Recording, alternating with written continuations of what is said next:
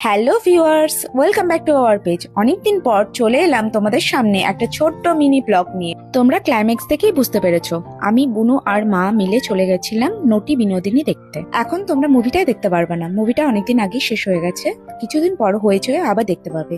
মুভিটা খুব অসাধারণ ছিল। আমরা চলে গেছিলাম মোহন মল মুভিটা দেখতে।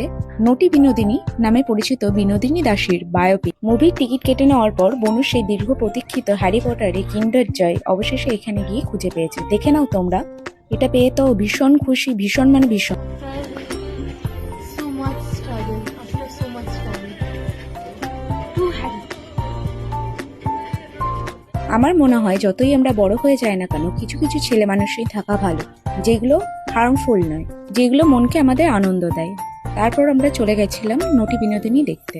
নটি বিনোদিনী নামে পরিচিত বিনোদিনী দাসীর বায়োপিক, যিনি বাংলায় 12 থেকে 23 বছর বয়সের মধ্যে একজন থিয়েটার শিল্পী হিসাবে সফল কেরিয়ার করেছিলেন, তারই জীবন নিয়ে এই বায়োপিকটা। মুভির কিছু ক্লিপ তুলে ধরলাম।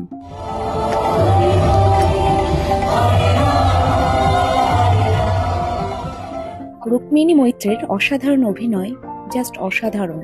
তোমরা হইচই আসলে অবশ্যই দেখো, ভালো লাগবে। ভিডিওটা শেষ পর্যন্ত দেখার জন্য ধন্যবাদ।